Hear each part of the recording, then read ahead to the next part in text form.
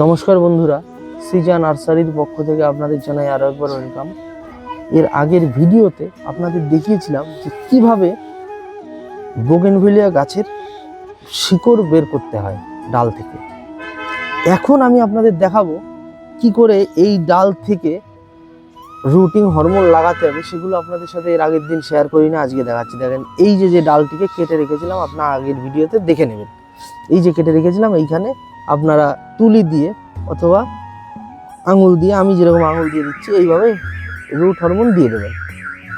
Root hormone দিয়ে এটিকে কিছুক্ষণের জন্য 15 থেকে 20 মিনিট, আধ ঘন্টা শুকিয়ে নেবেন।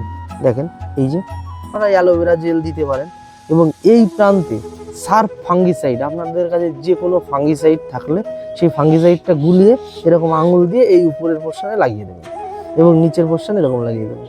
কিন্তু দেখেন, আমার প্রত্যেকটি কাটা কিন্তু সমান এবং এখানে কোনো থেতলে যায়নি। যদি আপনাদের কোনোভাবে থেতলে যায় তাহলে কিন্তু এই ডাল থেকে চারা বের হবে না।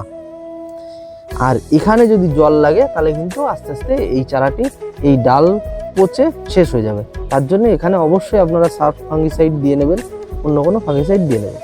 এবার বালিতে পোতা আপনাদের দেখাচ্ছি। এবার আপনাদের এই যে ডালগুলিতে রুট হরমোন দেওয়া হয়েছে, এগুলো কিছুক্ষণের মধ্যে শুকিয়ে নেবেন।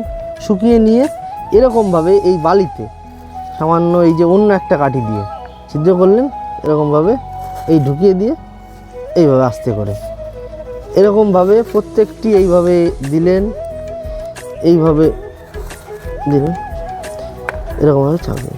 মোটামুটি এইটা দেখেন, আমি যেখানের থেকে এই যে ঢোকাচ্ছি, মোটামুটি কিন্তু 1.5 ইঞ্চির কাছাকাছি ভিতরে দিতে হবে বালির, না হলে কিন্তু শিকড় আসবে না। এই যে আপনাদের এটা 1.5 ইঞ্চির মোটামুটি ভিতরে দেওয়া হলো। ধন্যবাদ।